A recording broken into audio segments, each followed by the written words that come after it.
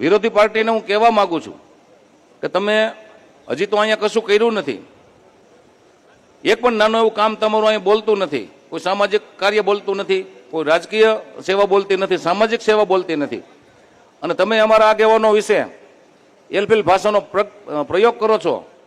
અમારી જનતાને ચંદ્ર ઉપર કે મંગળ ઉપર નથી લઈ જવાની, પણ અહીંયા ચંદ્ર અને મંગળ બનાવવાની તાકાત અમારા આગેવાનોમાં છે. મિત્રો,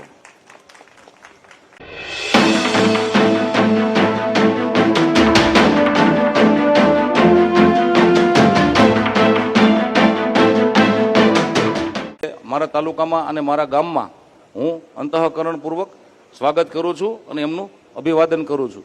સાથે સાથે મંચ ઉપર બિરાજમાન આપણા સૌ એવા આગેવાનો કે જે આગેવાનો થકી ગુજરાતની જનતાએ વર્ષો સુધી નરેન્દ્રભાઈને પ્રેમ આપ્યો છે, અને નરેન્દ્રભાઈ આપણા મુખ્યમંત્રીથી લઈ અને દેશના વડાપ્રધાન બન્યા, અને વડાપ્રધાન બન્યા પછી ભારતની શાખ જે રીતે વિશ્વમાં વધારી અને વિશ્વના નેતા આજે નરેન્દ્રભાઈ કહેવાય છે, એમના પાયામાં જે પડેલા છે, અહીં બેઠેલા મંચના તમામ કાર્યકર્તાઓનું હું સન્માન કરું છું, અભિવાદન કરું છું, અને મારા ગામના આંગણે એમનું સ્વાગત કરું છું.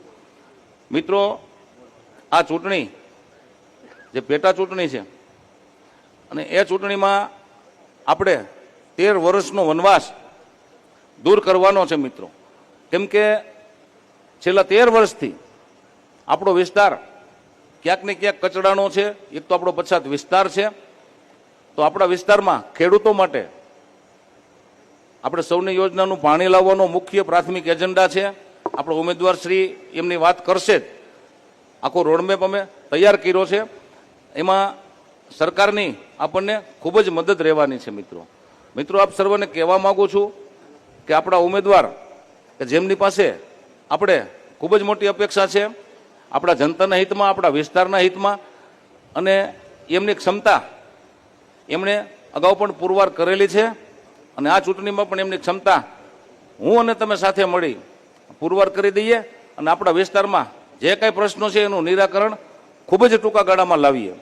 મિત્રો, અત્યારે વિરોધી પાર્ટી ખૂબ જ ખોટી આક્ષેપબાજી કરી રહી છે, તો એ વિરોધી પાર્ટીને પણ હું આ તકે કહેવા માંગુ છું કે અમારા વિસ્તારમાં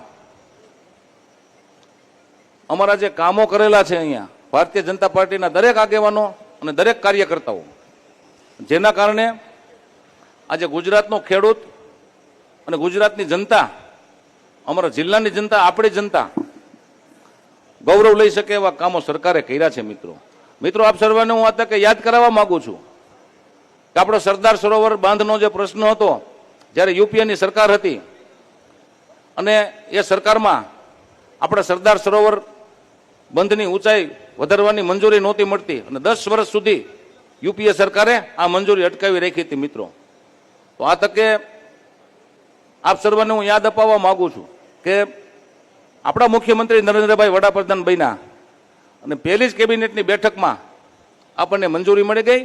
સરદાર સરોવર બાંધના પાટિયા ઊંચા થઈ ગયા અને એની ઊંચાઈ પણ વધારવાની મંજૂરી નરેન્દ્રભાઈએ પહેલી જ બેઠકમાં આપી. એ ગુજરાતના ખેડૂતોના હિતનો નિર્ણય હતો. મિત્રો, તો એવા અસંખ્ય નિર્ણયો મોદી સાહેબે અને કેન્દ્ર સરકારે કર્યા છે. સાથે સાથે રાજ્ય સરકાર પણ ખેડૂતોના હિતમાં ટેકાના ભાવથી તમામ પ્રકારની જણસીની ખરીદી કરી રહી છે. આજે ગુજરાતનો ખેડૂત દિવસે પાણી વાળે છે, અને ખેડૂતોને ક્યાંય પણ હેરાનગતિ ન થાય, પરેશાની ન થાય, કનડગત ન થાય, એ રીતે સરકાર કામ કરી રહી છે માનનીય શ્રી સી આર પાટીલ સાહેબના નેતૃત્વમાં. ત્યારે વિરોધી પાર્ટીને હું કહેવા માંગુ છું કે તમે હજી તો અહીંયા કશું કર્યું નથી, એક પણ નાનું એવું કામ તમારું અહીંયા બોલતું નથી, કોઈ સામાજિક કાર્ય બોલતું નથી, કોઈ રાજકીય સેવા બોલતી નથી, સામાજિક સેવા બોલતી નથી, અને તમે અમારા આગેવાનો વિશે એલફેલ ભાષાનો પ્રયોગ કરો છો, એલફેલ ભાષાનો શબ્દ પ્રયોગ કરો છો. તો મિત્રો, અહીં બેઠેલી જનતા એ અમારો પરિવાર છે, અમારા ભાઈ ભાંડુ છે, અમારા બંધુ છે.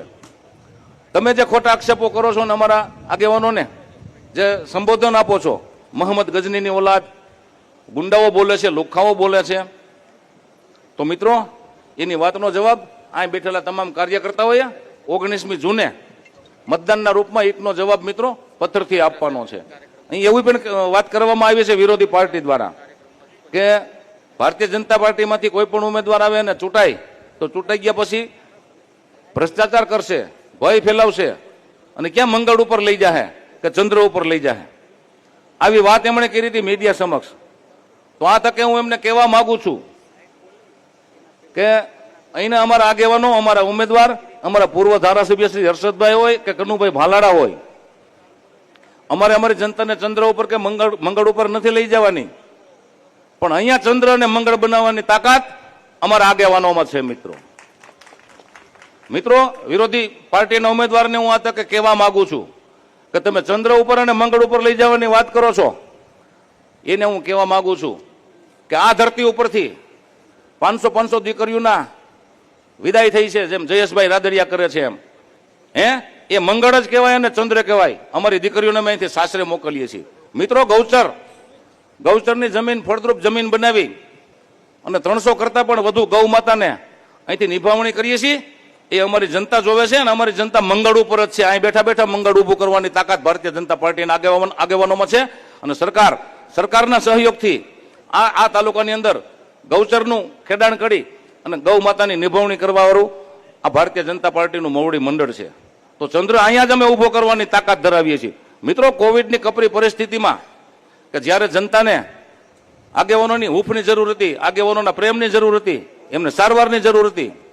મિત્રો, કિરીટ પટેલે જુનાગઢ ખાતે અને અમે અહીંયા ભેસાણ ખાતે આ જ બિલ્ડિંગમાં હજારો દર્દીઓને હાજા કર્યા છે અને લાખો દર્દીઓની ઓપીડી ચેક કરી છે.